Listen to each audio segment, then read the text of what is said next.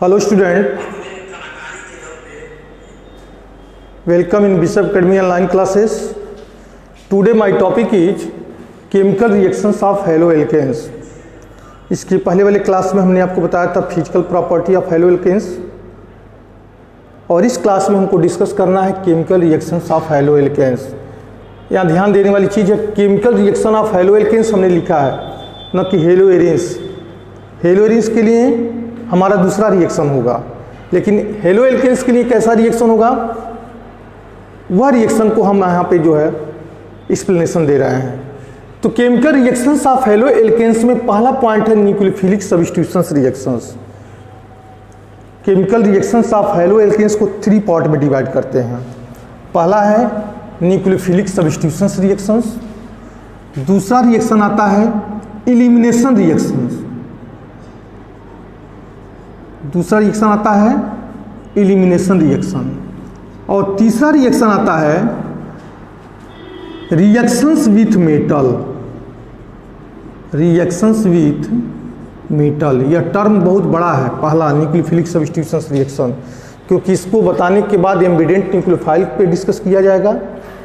उसके बाद some basic concept about optical isomerism, जिसमें हम आपको बताएंगे काइरल क्या है, एक काइरल क्या है, रेशमिक मिक्सचर क्या है, रिटेंशन क्या है, रेशमाइजेशन क्या है, ये सब चीज़ें जो हैं इसी में के अंदर हम डिस्कस करेंगे.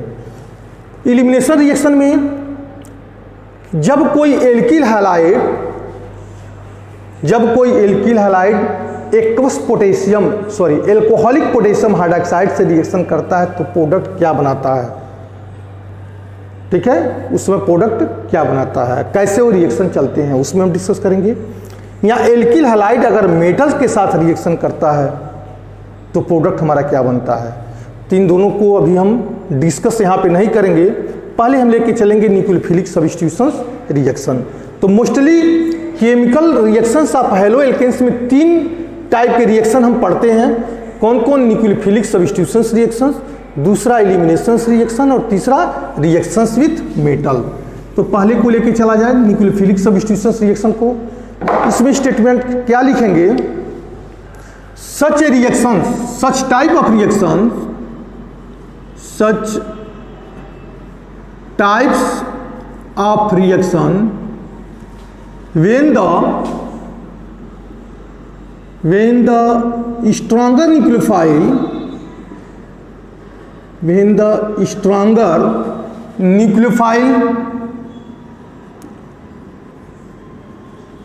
the stronger nucleophile displace the, यहाँ लिखेंगे displace the weaker nucleophile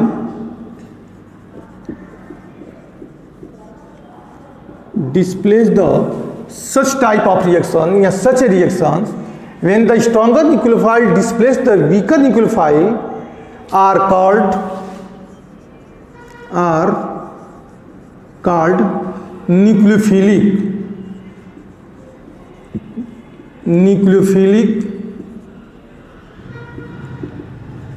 nucleophilic substitutions reaction.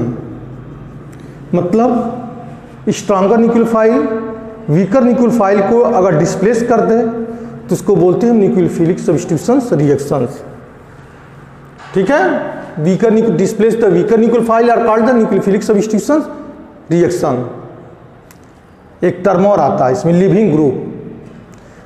The atom are a group of atom. The atom are a group of atom which departs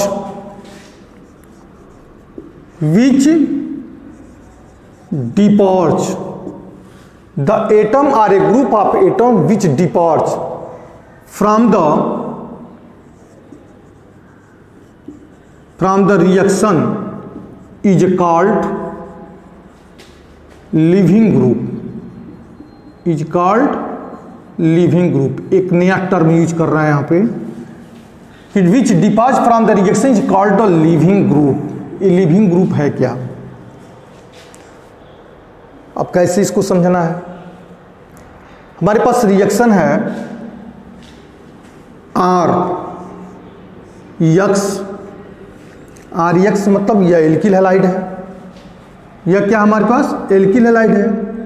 अगर इसके साथ हम रिएक्शन करा दें NU पे निगेटिव चार्ज में लिखा है, NU का मतलब न्यूक्लियोफाइल, NU का मतलब क्या हो गया न्यूक्लियोफाइल, यक्स हैलोजन है और R हमारा एल्किल ग्रुप है।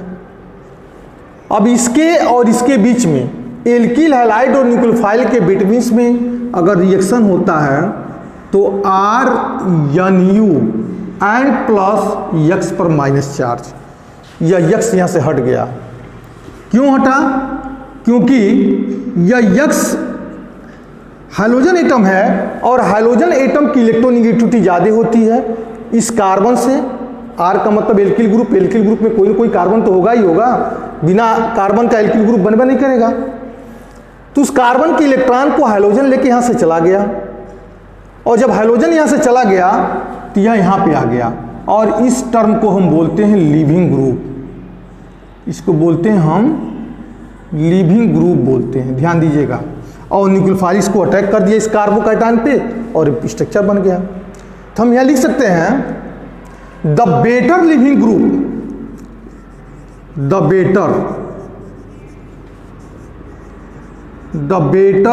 Living group are more facile toward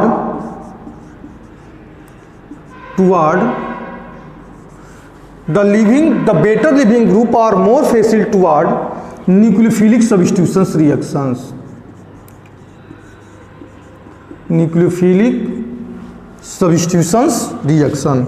और न्यूक्लियोफाइल तो तुम लोग जान ही रहे हो पहले से ही, न्यूक्लियोफिलिक सब्स्टिट्यूशंस रिएक्शन। न्यूक्लियोफाइल मतलब इलेक्ट्रॉन का रिच कंपाउंड, न्यूक्लियोफाइल मतलब क्या होता है इलेक्ट्रॉन का रिच कंपाउंड जिस पर ऑलरेडी इलेक्ट्रॉन्स हो और वह इलेक्ट्रॉन डोनेट करके किसी न किसी के साथ वो बॉन्ड बना रहा हो। इलेक्ट्रोफाइल मतलब होता है इलेक्ट्रॉन डिफिशिएंट मॉलिक्यूल, जिसके पास इलेक्ट्रॉन की कमी है वो इलेक्ट्रॉन डिफिशिएंट है। और न्यूक्लियोफाइल इलेक्ट्रॉन का रिच कंपाउंड है।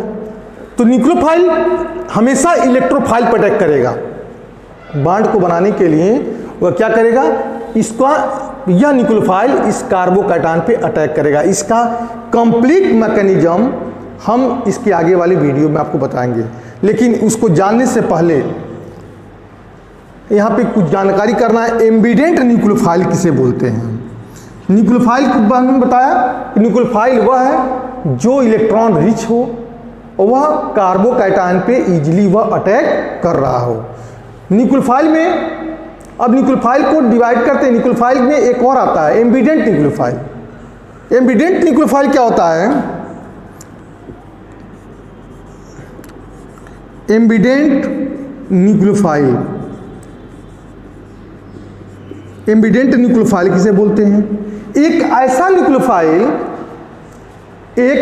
न्यूक्लियोफाइल जिसमें एक से ज्यादा साइट हो अटैकिंग करने के लिए, जिसमें एक से ज्यादा साइट हो क्या करने के लिए, अटैकिंग करने के लिए। किस पे? कार्बोकैटायन पे।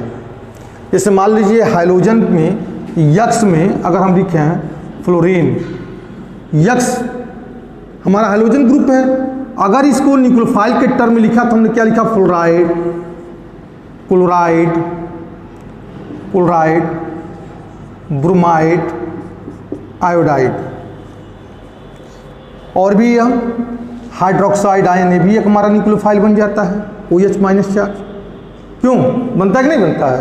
ये भी हमारा न्यूक्लियोफाइल है। इस हिसाब से बहुत सारे न्यूक्लियोफाइल हैं।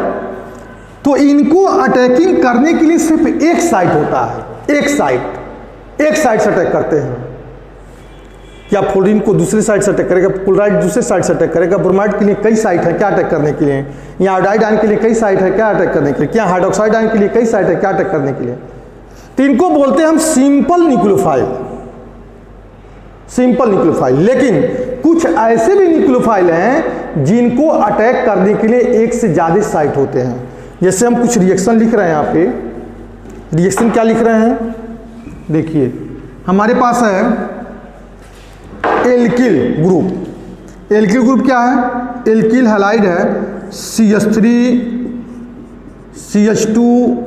CH2Br। अगर यह पोटेशियम साइनाइड से या पोटेशियम साइनाइड ही लिख रहे हैं, अगर साइनाइड लिखो, साइनाइड से अटैक करता है, यहाँ इसको हम दो पार्ट में बता रहे हैं कि दो पार्ट में, यह केसियन से रिएक्शन करता है, यह केसियन से, मतलब यह एल्किल हैलाइड है, मतलब प्रोपाइल ब्रोमाइड है, यह एल्किल हैलाइड अगर पोटेशियम साइनाइड से रिएक्शन करता है तो प्रोडक्ट बनाता है CH3 CH2 CH2 Cn। लेकिन अगर यही Cn किसके साथ इंट्रोड्यूस हो, AgCN के साथ, यह AgCN के साथ अगर इंट्रोड्यूस होता है तो प्रोडक्ट बनाता हमारा CH3 CH2 CH2NC। देखो एक बार में इस कंपाउंड कार्बन से यहां पे अटैक कर रहा है, यहां से कार्बन के द्वारा यह CH2 से जुट रहा है, मतलब Br यहां से जा रहा है। पूरा प्रोडक्ट हम नहीं लिख रहे हैं, तुम लोग साइड प्रोडक्ट समझ जाना KBr, और यहां भी निकलेगा तो क्या बनाएगा AgBr। इसमें दोनों के केस में कौन सा न्यूक्लियोफाइल है, तो दोनों के केस में हमारा न्यूक्लियोफाइल है Cn।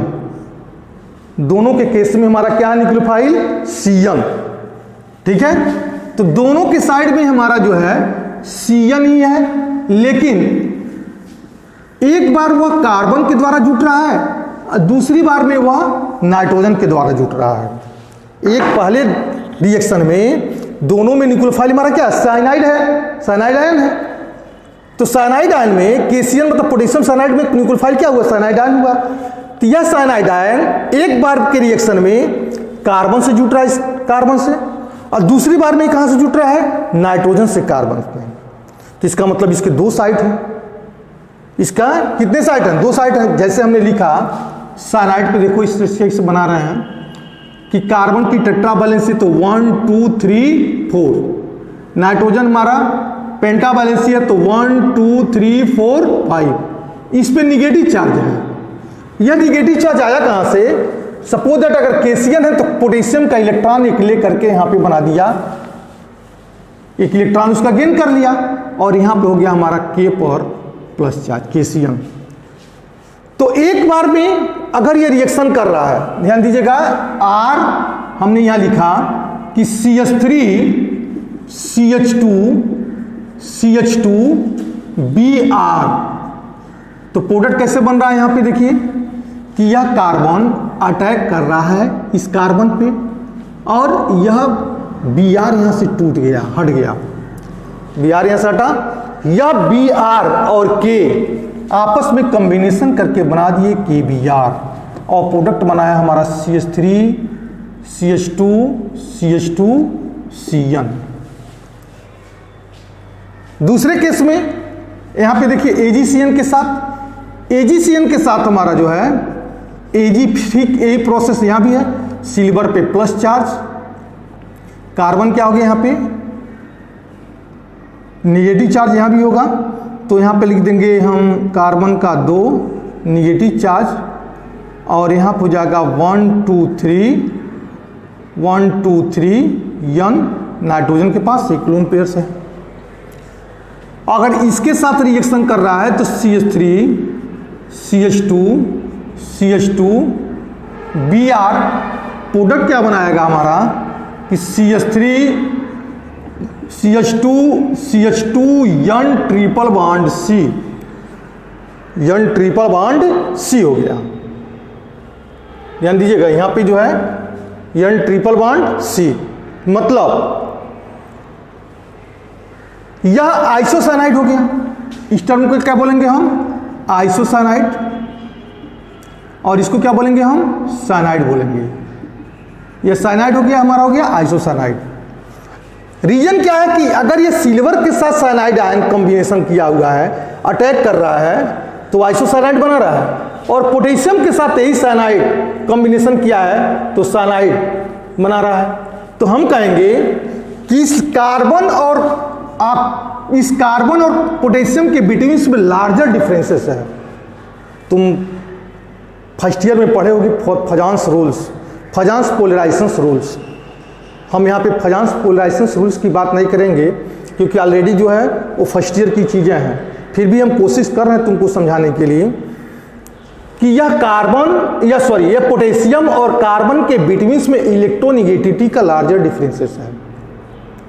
तो रिजल्ट क्या मिलता है कि पोटेशियम और कार्बन के बिटवीन में जो बॉन्ड है वह आयनिक बॉन्ड है, और जब इस कंपाउंड का नेचर आयनिक होगा तो अटैकिंग हमारा कार्बन से होगा। इस कंपाउंड का नेचर क्या है? आयनिक है। क्यों आयनिक है? क्योंकि पोटेशियम और कार्बन के बिटवीन में इलेक्ट्रोनिगेटिविटी का लार्जर डिफरेंसेस है, और जब लार्जर डिफरेंसेस है तो इसका नेचर क्या हो जाएगा? आयनिक हो जाएगा। आपको पता होना चाहिए कि जिस कंपाउंड में दो एलिमेंट के बिटवीन में इलेक्ट्रोनिगेटिविटी का ज़्यादा डिफरेंसेस बनता है तो उस कंपाउंड का नेचर आयनिक हो जाता है, और जिस कंपाउंड में इलेक्ट्रोनिगेटिविटी का लेस डिफरेंसेस बनता है उस कंपाउंड का नेचर कोवैलेंट बन जाता है। तो यहाँ पे इन दोनों के बिटवीन में जो बॉन्ड का नेचर है वो क्या है? आयनिक है। और आयनिक के केस में कार्बन अटैक कर दिया क्योंकि कार्बन पे निगेटिव चार्ज है, और कोई भी निगेटिव चार्ज या पॉजिटिव चार्ज को लेके बियर नहीं करता है, वो तुरंत क्या होना चाहेगा? न्यूट्रल होना चाहेगा। तो उस कंडीशन में देखिए यहाँ पे यह क्या कर दिया कि यह अटैक कर दिया और बना दिया साइनाइड। ठीक है। और दूसरी बात हम ये भी कह सकते हैं कि नाइट्रोजन की इलेक्ट्रोनिगेटिविटी ज्यादा है, तो नाइट्रोजन की जब इलेक्ट्रोनिगेटिविटी ज्यादा है तो नाइट्रोजन जिसकी इलेक्ट्रोनिगेटिविटी ज्यादा होती है वो क्यों है के लिए इलेक्ट्रॉन देगा भाई? वो इलेक्ट्रॉन को डोनेट नहीं करेगा, बल्कि कम इलेक्ट्रोनिगेटिव वाला एलिमेंट इलेक्ट्रॉन को डोनेट करता है, लार्जर इलेक्ट्रोनिगेटिविटी का एलिमेंट डोनेट नहीं करता है। और यहाँ पे पोलराइजेशन भी क्रिएट हो रहा है। इनका पोलराइजेशन काफी ज्यादा है, काफी पोलराइज मॉलिक्यूल्स है, क्योंकि फजांस के अनुसार यह जो है यह हाईली पोलर नेचर को शो करता है, क्योंकि यह इलेक्ट्रोनिगेटिविटी बहुत कम, इसकी इलेक्ट्रोनिगेटिविटी बहुत ज्यादा है। क्लियर है कि इनकी इलेक्ट्रोनिगेटिविटी ज्यादा है और इसकी इलेक्ट्रोनिगेटिविटी कम है, तो हमारा साइनाइड का फॉर्मेशन किया।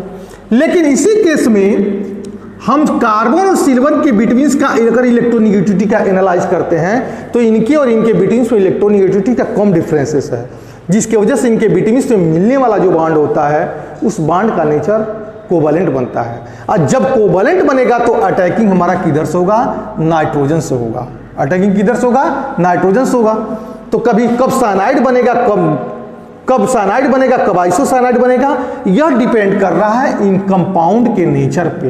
ये दोनों कंपाउंड के नेचर पे डिपेंड कर रहा है कि इसका नेचर, इस कंपाउंड का नेचर आयनिक और इस कंपाउंड का नेचर कोवैलेंट है।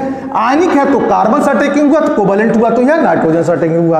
अब देखो एक साइड में कार्बन से यहां पे अटैक, इस साइड में कार्बन से अटैक कर रहा है, इस साइड में नाइट्रोजन से अटैक कर रहा है, तो हम क्या बोलेंगे? इसको बोलेंगे हम, कुछ याद आ रहा क्या बोलेंगे? इसको बोलेंगे हम एम्बिडेंट न्यूक्लियोफाइल। क्या बोलेंगे इसको हम? एम्बिडेंट न्यूक्लियोफाइल बोलेंगे। क्लियर है? यहां पे देखिए ठीक ऐसे ही दूसरे कंपाउंड की बात कर रहे हैं। दूसरे कंपाउंड में क्या मिलेगा हमको?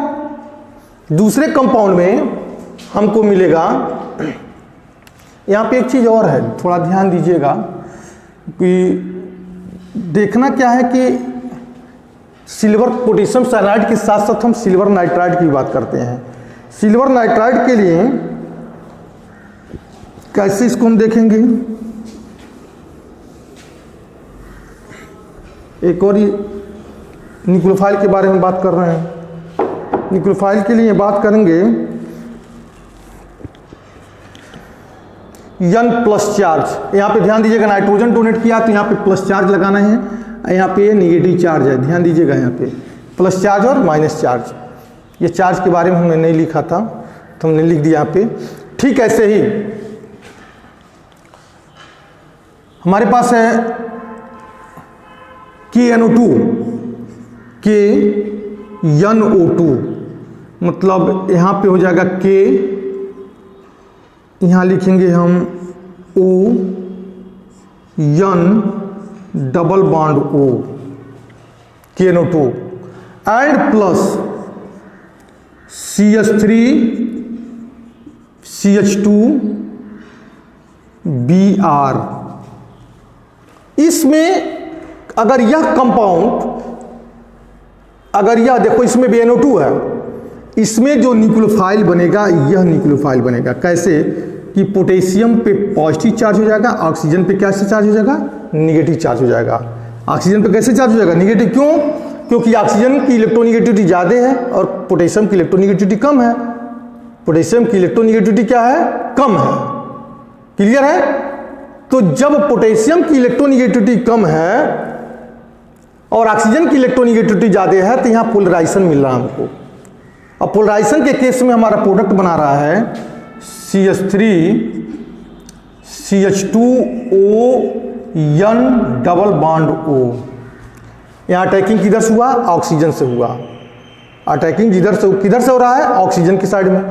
दूसरा AgNO2, Ag यहाँ पे O लिख दिए, यहाँ क्या लिख दिए हम, N लिख दिए, डबल बॉन्ड O लिख दिए and plus CH3 CH2 Br। Product क्या बनाएगा कि CH3 CH2 N double bond O पर निगेटिव चार्ज, यहाँ पॉजिटिव चार्ज हो जाएगा क्योंकि ऑक्सीजन जो है। और इलिमिनेशन किसका होगा, ध्यान दीजिएगा, माइनस इलिमिनेशन नहीं लिख रहे हैं, साइड प्रोडक्ट में नहीं लिख रहे हैं। यहाँ KBr हो जाएगा, यहाँ हो जाएगा AgBr हो जाएगा। ठीक है? तो यहाँ पे देखिए AgNO2 के केस में अटैकिंग किधर से हो रहा है, नाइट्रोजन की साइड से हो रहा है क्योंकि नाइट्रोजन के पास अभी भी एक लोन पेयर्स है। नाइट्रोजन के पास अभी भी एक लोन पेयर्स है। यह नाइट्रोजन इस कार्बन पर अटैक कर रहा है और यहाँ पे कौन अटैक कर रहा था, इस केस में इस कार्बन अटैक कर रहा था इस कार्बन पे। इस केस में कौन अटैक कर रहा था, नाइट्रोजन अटैक कर रहा था इस CH2 पे और यह यहाँ से एलिमिनेट हो रहा है, यहाँ से भी एलिमिनेट हो रहा है, यहाँ से ए भी एलिमिनेशन दिखा रहा है और इस एलिमिनेशन में यह ऑक्सीजन जो है इस कार्बन पर अटैक कर रहा है। तो इसके दो भी साइट हुए, इस न्यूक्लियोफाइल के भी दो साइट हुए। एक साइड से ऑक्सीजन से अटैक कर रहा है और दूसरे साइड से नाइट्रोजन से अटैक कर रहा है। तो इस टाइप के न्यूक्लियोफाइल को हम बोलते हैं इमीडिएट न्यूक्लियोफाइल। यहाँ भी वही कंडीशन लागू होगा जो कंडीशन हमने पहले बताया था। इस कंपाउंड का नेचर आयनिक है और आयनिक के केस में अटैकिंग किधर से होगी, ऑक्सीजन से होगी। और इसको क्या पढ़ेंगे, एल्किल नाइट्राइल। इसको पढ़ेंगे एल्किल नाइट्राइल। अब एथिल है, एथिल नाइट्राइल पढ़ सकते हैं, दो कार्बन थे, एथिल नाइट्राइल। इसको पढ़ेंगे नाइट्रो एल्केन, नाइट्रो एल्केन पढ़ेंगे या नाइट्रो इथेन पढ़ सकते हैं, नाइट्रो इथेन पढ़ सकते हैं। क्लियर है? तो यह हमारा हो जाएगा एम्बिडेंट न्यूक्लियोफाइल। एक ऐसा न्यूक्लियोफाइल जो दो साइड से अटैक कर रहा हो, सच type of nucleophile which have react with both sides, that type of nucleophile are called the ambident nucleophile. That type of nucleophile are called the ambident nucleophile. अब attacking अलग अलग क्यों हुआ, तो हमने बताया ही है कि इसका नेचर आयनिक है और इसका नेचर कोवलेंट है। इसका नेचर आयनिक है और इसका नेचर कोवलेंट है। कोवलेंट से होगा तो नाइट्रोजन अटैक करेगा, आयनिक होगा तो ऑक्सीजन अटैक करेगा। ठीक ऐसे इसमें भी है, कोवलेंट था तो नाइट्रोजन अटैक किया था, आयनिक था तो हमारा कार्बन अटैक किया था। क्लियर? Okay, that's all.